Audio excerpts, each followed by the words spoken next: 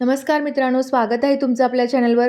T-E-T परीक्षेमध्ये इतर विषय एक वेळ सोपे वाटतात, पण जेव्हा विषय गणिताचा येतो, तेव्हा बऱ्याच जणांची धाकधूक वाढते. वेळ पुरत नाही, फॉर्म्युले आठवत नाहीत किंवा नॉन मॅथ्स बॅकग्राऊंड असल्यामुळे भीती वाटते. अशा अनेक अडचणी तुम्हाला येत असतील, बरोबर? पण काळजी करू नका. आजच्या या व्हिडिओमध्ये आपण टी-ई-टी गणिताची भीती कायमची पळवून लावणार आहोत. आज आपण असे काही प्रश्न पाहणार आहोत, जे परीक्षेमध्ये वारंवार विचारले जातात आणि महत्त्वाचे म्हणजे ते प्रश्न लांबलचक पद्धतीने न सोडवता फक्त 5 ते 10 सेकंदात आपण हे प्रश्न सोडवायचे आहेत. चला तर मग सुरुवात करूया. प्रश्न क्रमांक 1. एका बरणीमध्ये ए व बी द्रवाचे मिश्रण 5:3 या प्रमाणात आहे. त्या बरणीतील मिश्रणातून 16 लिटर द्रव ए काढून त्यामध्ये 16 लिटर द्रव बी टाकले. त्यावेळी नवीन मिश्रणातील दोन्ही द्रवांचे प्रमाण 5:7 झाले, तर सुरुवातीला त्या बरणीमध्ये ए द्रव किती लिटर होते? आता या प्रश्नामध्ये आपल्याला प्रश्नामध्ये थोडी गुगली आहे बघा इथं. त्या बरणीतील मिश्रणातून 16 लिटर द्रव ए काढून घेतलेला आहे. आता इथे काय म्हटलंय, तर मिश्रणातून म्हणजे ए, बी ज्यावेळी मिक्स करतोय ना आपण, त्यावेळी त्याचं मिश्रण बनतंय, बरोबर आहे? मग त्यामधून 16 लिटर द्रव काढायचं आहे. म्हणजे ए किती असणार आहे बघा, 5/8 × 16 म्हणजे 10 लिटर. आता इथे आपण जो 16 लिटर द्रव बाहेर काढतोय, मिश्रण जे 16 लिटर बाहेर काढतोय, त्यामध्ये 10 लिटर काय असणार आहे, एचे प्रमाण असणार आहे आणि बीचे प्रमाण किती असणार आहे, द्रव बीचे 3/8 × 16 म्हणजेच 6 लिटर बी द्रव असणार आहे, बरोबर. आता इथेपर्यंत क्लिअर आहे का क्वेश्चन? तर एमध्ये टोटल मिश्रणामध्ये एचं प्रमाण जे आपण 16 लिटर द्रव काढलेलं आहे, त्यामध्ये एचे प्रमाण 10 लिटर असणार आहे आणि द्रव बीचे प्रमाण 6 लिटर असणार आहे. आता इथे काय सांगितलंय बघा, ज्यावेळी आपण 16 लिटर द्रव ए काढून घेतोय आणि त्यामध्ये 16 लिटर बी द्रव टाकतोय, त्यावेळी नवीन मिश्रणातील दोन्ही द्रवांचे प्रमाण 5:7 झाले. म्हणजे त्या एचे प्रमाण काय झालेलं आहे, इथे 5:3 आहे, इथे 5:7 आहे. म्हणजेच एचे प्रमाण चेंज झालेले नाहीये. फक्त काय झालेलं आहे, तर द्रव बी जो आहे तो 3 पासून 4 झाला, म्हणजे 7 झालेला आहे. 7 - 3 किती? 4. तर 4 म्हणजे 16 लिहू शकतोय आपण. 16 लिटर द्रव काढून टाकलेला आहे. 16 4 म्हणजे 16. तर 5 म्हणजे किती? कारण कारण आपल्याला ए द्रव किती लिटर होते हे काढायचं आहे. म्हणजे 5 म्हणजे किती? 5 × 16 भागिले 4. 5 × तिरकस गुणाकार करतोय आपण. 5 × 16 भागिले 4 20 लिटर द्रव काय होते, ए मध्ये होते. प्लस आता हे 20 लिटर आणि सुरुवातीचे जे 10 लिटर काढून टाकलेले आहेत ते 10, म्हणजे सुरुवातीला 20 + 10 30 लिटर मिश्रणामध्ये सुरुवातीला ए द्रव 30 लिटर होता. पर्याय क्रमांक 2 आपलं उत्तर असेल. प्रश्न क्रमांक 2. विशिष्ट रकमेच्या 3/11 पट रक्कम एला किंवा 5/24 पट रक्कम बीला किंवा 7/30 पट रक्कम सीला किंवा 3/8 पट रक्कम डीला दिली असेल, तर सर्वात कमी रक्कम कोणाला दिली असेल, असा प्रश्न आहे. तर इथे शॉर्ट ट्रिक कोणतीच असणार नाहीये. तर आपण डायरेक्टली काय करतोय, पूर्ण डिव्हाइड करून घेतोय. याचं 3 8 उरले, 11 7 77 0.27 येईल. त्याप्रमाणे बीचं काय येणार आहे, 5/24 0.20 येईल. सीचं किती येणार आहे, 7/30 दिलेलं आहे, 0.23 येईल आणि डीचं येईल 3/8 म्हणजेच 0.375. सिंपली भाग घालवलेला आहे इथं. तर सर्वात कमी रक्कम कोणाला मिळणार आहे, तर बीला. पर्याय क्रमांक 2 आपलं उत्तर असेल. प्रश्न क्रमांक 3. स्वराने दिवाळीची खरेदी करताना तिच्याकडील एकूण रकमेच्या 20% रक्कम कपड्यांवर, 15% रक्कम फटाक्यांवर, 10% रक्कम मिठाई खरेदी करण्यावर तर 33% रक्कम किराणा व इतर रक्कम किरकोळ सामान खरेदीवर खर्च केल्यावर तिच्याजवळ 2,200 रुपये उरले, तर स्वराजवळ एकूण किती रुपये होते? आता इथे काय सांगितलं बघा, आपण अगदीच डिफिकल्ट एक्झाम्पल नाही आहे, सोपं एक्झाम्पल आहे. 100 मायनस काय करतोय आपण, 20% जी कपड्यांवर खरेदी केली प्लस 15% रक्कम फटाक्यांवर प्लस 10% रक्कम मिठाई खरेदीवर, 33% रक्कम किराणा व इतर इतर काहीतरी किरकोळ खरेदीसाठी खर्च केलेला आहे. तर हे बरोबर किती येणार? 100 मायनस आता यांचं किती येईल? 20, 30, 35 होईल, 45, 78 होईल, बरोबर? 78 होईल यांची ॲडिशन. तर 22 काय झालेले आहेत? 22% रक्कम, 100% रक्कम सुरुवातीला होती. आता 22% रक्कम उरलेली आहे तिच्याकडं. आता 22 म्हणजेच 2200 बरोबर? ही उरलेली रक्कम असणार आहे. तर 100 म्हणजे तिच्याकडे किती होते? तर आपण तिरकस गुणाकार करूया. 100 गुणुले 2200 भागिले 22. तर 10,000 रुपये तिच्याकडं सुरुवातीला होते. पर्याय क्रमांक 3 आपलं उत्तर असेल. प्रश्न क्रमांक 4. 2 समरूप त्रिकोणाचे संगत भुजांचे गुणोत्तर 2:5 आहे. लहान त्रिकोणाचे क्षेत्रफळ 64 चौरस सेमी असेल तर मोठ्या त्रिकोणाचे क्षेत्रफळ किती? आता समरूप म्हणजेच काय? एकसारखे.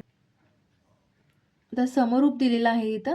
समरूप म्हणजेच काय? एकसारखे. फक्त त्यांचं माप काय असणार आहे? कमी जास्त असणार आहे. तर त्यांच्या संगत भुजांचे गुणोत्तर दिलेलं आहे. आता हे गुणोत्तर 2x असेल, हे 5x असेल, बरोबर? लहान त्रिकोणाचे क्षेत्रफळ 64 चौरस सेमी आहे. आता इथे आपण लिहितोय लहान त्रिकोणाचे क्षेत्रफळ भागिले मोठ्या त्रिकोणाचे क्षेत्रफळ बरोबर बाजूचा वर्ग इथे काय करतोय आपण? बाजूचा वर्ग असतो त्याचा इक्वलाइज करतो. तर इथं बाजू किती आहे? 2 आहे. 2चा वर्ग म्हणजे 2च्या पटीत आहे. आपण x इथं अवॉइड केलेला आहे. 2चा वर्ग आणि 5चा वर्ग. लहान त्रिकोणाचे क्षेत्रफळ आपल्याला दिलेलं आहे 64 आणि आपल्याला काढायचं कशाचं आहे? मोठ्या त्रिकोणाचं क्षेत्रफळ काढायचं आहे. आता हेच आपण कसं काढतोय? 64 गुणुले 5चा वर्ग काय येईल? 25 भागिले 2चा वर्ग येईल 4 आणि हे x जे मोठ्या त्रिकोणाचे क्षेत्रफळ आहे. 25 गुणुले x बरोबर 25 गुणुले 16 400 आपलं उत्तर येईल. 400 चौरस सेमी. पर्याय क्रमांक 2 आपलं उत्तर असेल. मोठ्या त्रिकोणाचे क्षेत्रफळ 400 चौरस सेमी असेल. हे जे सगळे प्रश्न आहेत ते PYQs आहेत. गव्हर्नमेंट एक्झाममध्ये विचारले गेलेले आणि TETमध्ये विचारण्याची शक्यता आहे. त्यामुळे आपण हे प्रश्न घेतो आहोत.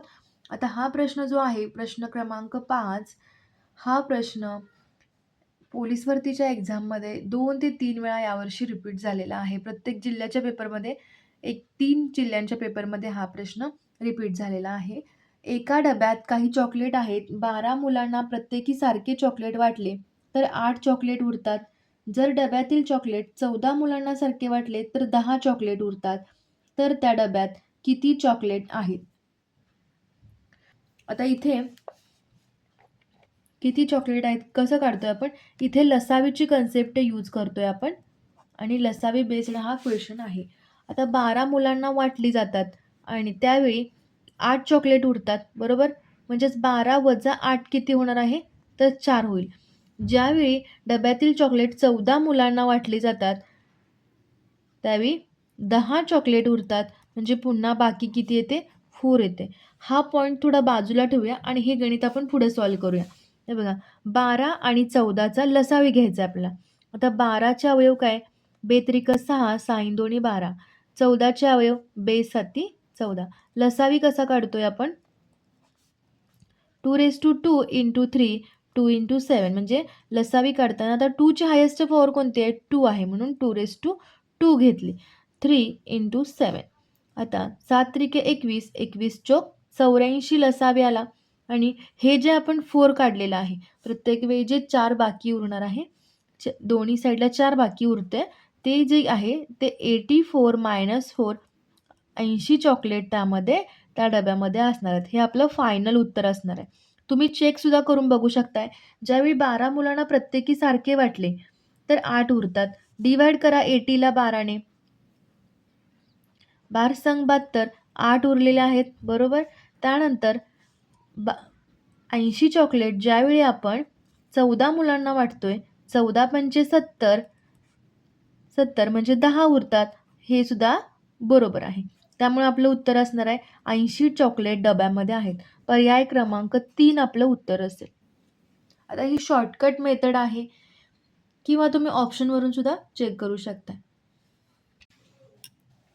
प्रश्न क्रमांक 6. एका वस्तूची किंमत -20 ने वाढवल्याने त्या वस्तूचा खप 25% ने कमी झाला, तर पूर्वीच्या उत्पन्नात कितीने फरक पडला? असा प्रश्न आहे. आता इथे आपण शॉर्टकट मेथड यूज करतोय बघा. तर एका वस्तूची किंमत -20 ने वाढवलेली आहे. म्हणजे एक्स घेऊया, 20 प्लस 20 वाढवलेले आहे म्हणून प्लस साइन वापरतोय आपण. त्या वस्तूचा खप 25 ने कमी झाला. आता कमी झालेला आहे म्हणून वजा आणि कितीने कमी झालेला आहे? 25 ने. हे आपण y घेऊया. म्हणजे हा फॉर्म्युला यूज करूया. x + y xy divide 100. हा अगदीच पर्सेंटेजमधला यावरील एक्झाम्पल एक तरी असतंच. आता या पॅटर्नमध्ये भरपूर असे एक्झाम्पल बसतात. एक तर पगारातली वाढ घट असू दे, हाच फॉर्म्युला यूज करतोय आपण. आयताचे क्षेत्रफळ कमी झाले, जास्त झाले, लांबी रुंदी कमी जास्त होणे, त्यावेळी वाढ काढण्यासाठी किंवा घट काढण्यासाठी सेम हाच फॉर्म्युला यूज करतोय. त्यानंतर वर्तुळाची त्रिज्या वाढली किंवा कमी झाली, त्यावेळी सुद्धा हाच यूज करतोय आपण फॉर्म्युला. तर शेकडा घट किंवा वाढ काढण्याचा हा थोडक्यात फॉर्म्युला आहे. x बरोबर 20 असेल, y बरोबर -25 प्लस 20 गुणुले -25 भागिले 100. आता 20 100, 5 25. 20 - 25 - 5 होईल. आता 20 - 25 - 5 किती होणार आहे? यांची ॲडिशन होईल -30 म्हणजेच -10 उत्तर येणार आहे. आता वजा हे जे असे आहे ते काय इंडिकेट करतात? तर घट झालेली आहे. उत्पन्नामध्ये घट झालेली आहे आणि किती पर्सेंटने घट झालेली आहे? तर 10%नी घट झालेली आहे. पर्याय क्रमांक 1 आपलं उत्तर असेल त्यामुळे. क्रमांक 7. श्रेयाचे 6 वर्षानंतरचे वय वडिलांच्या त्यावेळच्या वयाच्या 3/7 पट असेल.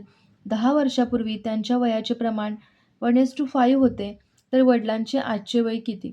आता ज्यावेळी वयवारीवरचा प्रश्न असतोय, त्यावेळी आपण option method best way option method use करा. पर्याय क्रमांक 1 चेक करूया. ऑप्शन वाईज जातोय आपण. तर वडिलांचे वय किती दिलेलं आहे इथं? आजचे वय दिलेलं आहे 55. इथं काय सांगितलं बघा, 10 वर्षापूर्वी त्यांच्या वयाचे प्रमाण. आता वडिलांचे 10 वर्षापूर्वी काय असणार आहे? 55 - 10 45 असेल. 55 - 10 45. तर आता त्यांचे प्रमाण दिलेलं आहे.